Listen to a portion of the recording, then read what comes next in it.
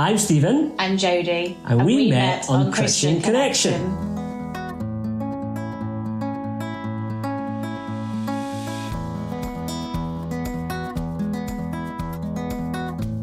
I wanted to meet someone that was aligned with me spiritually and had the same mindset and the same love for God as well as love for people, and I wanted a godly woman. I tried several different apps and then thought, you know what, I'm just going to give this one a whirl, and actually it was the jackpot because I found my husband.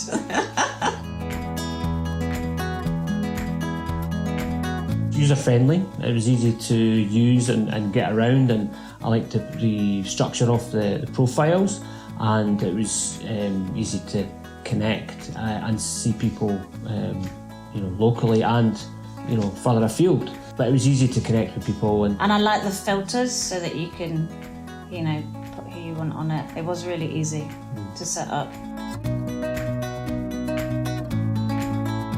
I wanted to come across as authentic as possible.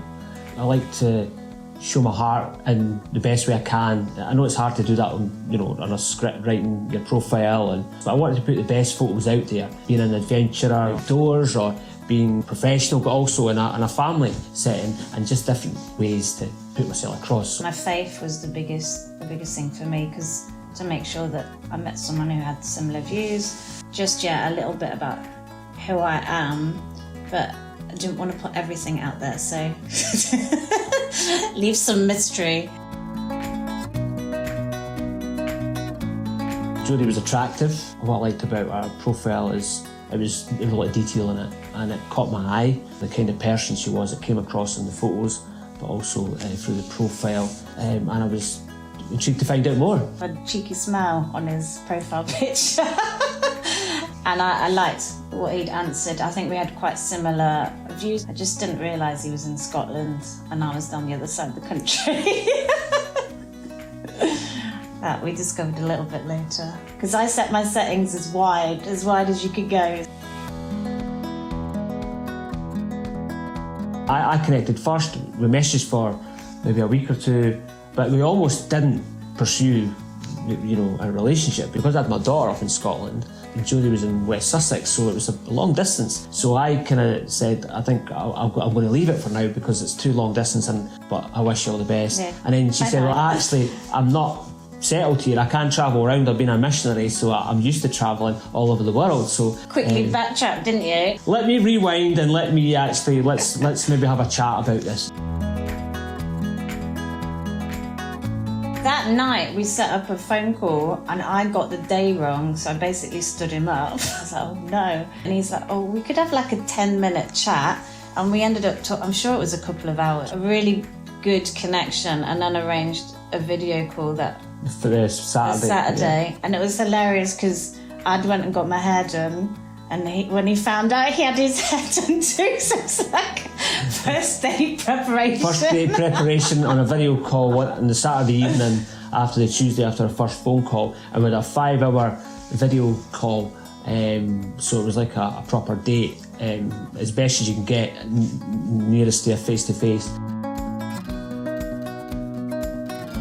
He arranged to come and his plane was delayed like a few hours, so he didn't get until 1 o'clock in the morning. The anticipation had built so much when he came out of the gate. And I was so nervous, I couldn't look at him. And then I lost the car for 20 minutes. And he was very patient with me. I took you to a lovely place called Arundel. Yeah, that was it, basically. We had the best day ever. A nice sunny day in Arundel, the weather was great. And when you get older, you don't mess around. If you feel there's a sense of something there, and the heart's there, and your alignment's there, and there was so much chemistry in what we have, and just start dating and see where things go. And then Jodie came up to Scotland 2 weeks later for her first visit to Scotland. He took me to this beautiful loch called Loch Lomond, and I was like, okay, I could move here.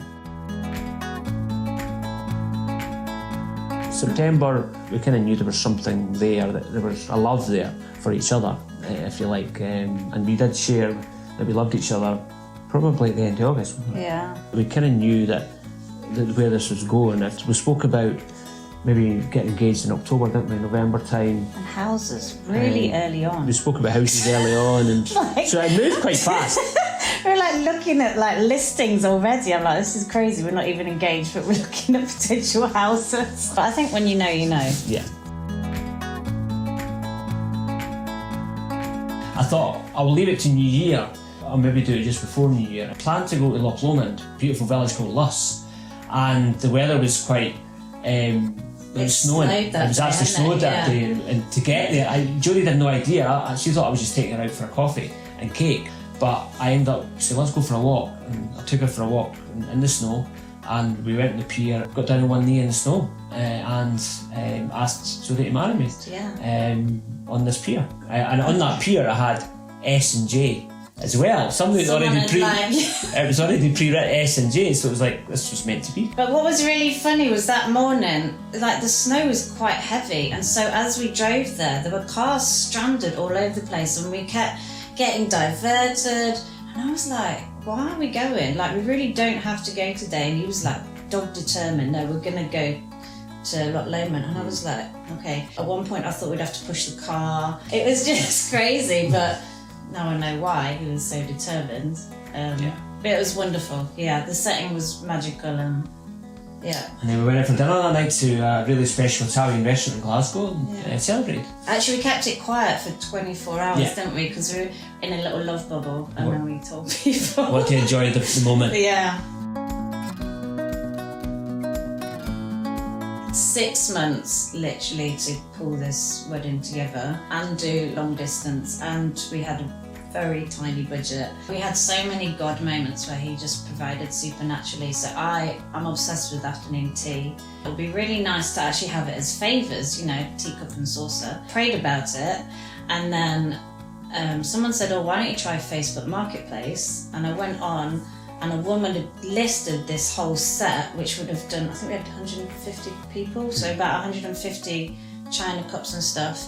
She'd listed at the same time I'd prayed, and it was £100 all in, and it was 20 minutes from Steven, and we gifted it everybody. And it was just like that one little thing that I asked God, and it's just like he did so many things where I just knew his hand was on this whole wedding. And it was 2 ceremonies. The civil ceremony in Glasgow to make it all legal, because Jodie wanted to get photos at Loch Lomond. The main wedding was on the Saturday. A week later, we got married at a traditional English church, Washington church, which was beautiful. Yeah, it was stunning. Little cracking day, and we got lovely photos in the gardens, and it was, you know, we got loads of nice photos. And we went out to into the fields and got photos, and it was a really good day.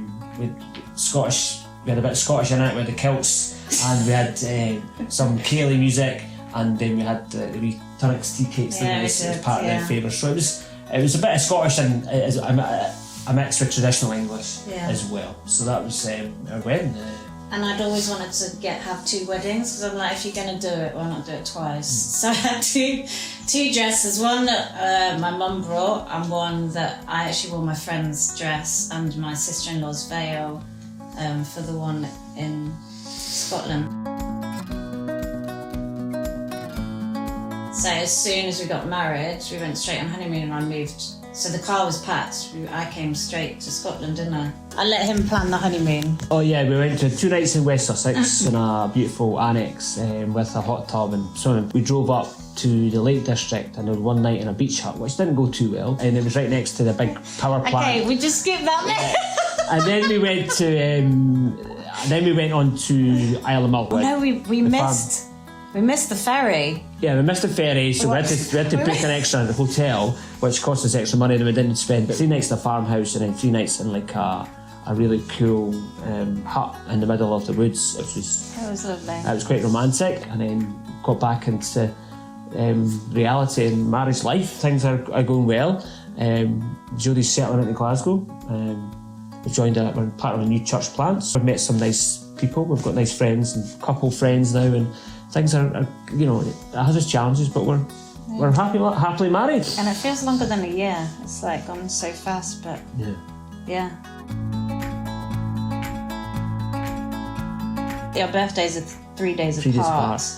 So I made him promise every birthday he'd take me away for the rest of our lives. Jodie sees me as a tour guide because she's never really explored Scotland. So her magical moments is when we're out touring the west coast of Scotland and showing her the the beauty of the country that we live in. So I think Jodie's loved being up here. We try and have a date night once a month, so we always make time for each other to go and hang out and go drive. Having a friend, someone I can come home to.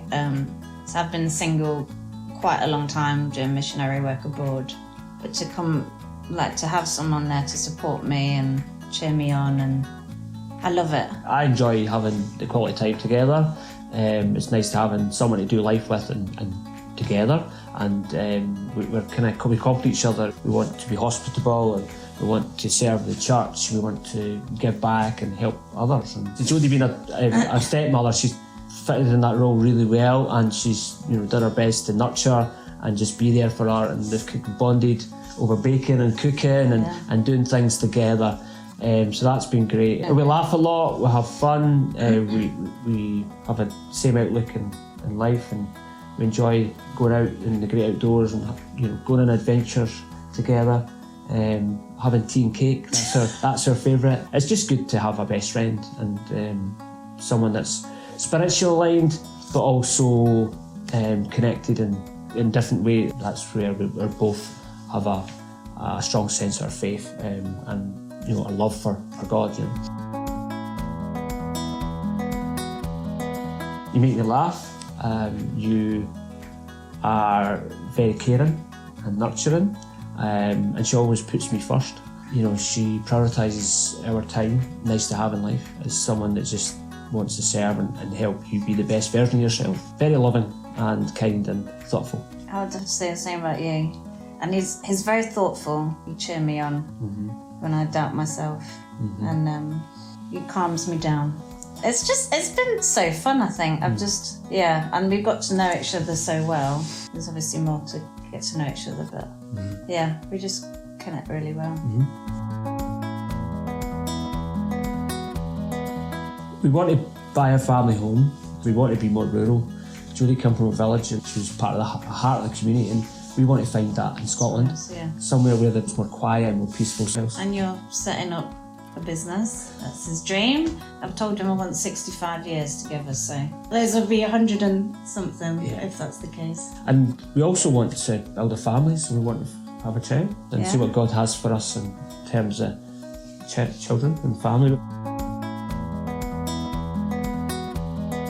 I was always adamant I wasn't going to do online dating. I was like, it's not for me, but I think it's worth taking the risk and putting yourself out there. And even though I'd kind of given up, it's like God can work through any means, and Christian Connection was that for me, and he brought me the most perfect husband I could ask for, and I've been waiting for years, so I'd say do it. You never know who you're going to meet. Online dating's the way forward, I think, these days, and more people are meeting online. Have no fear and just put yourself out there on the platform, and have an open mind, but also don't rush.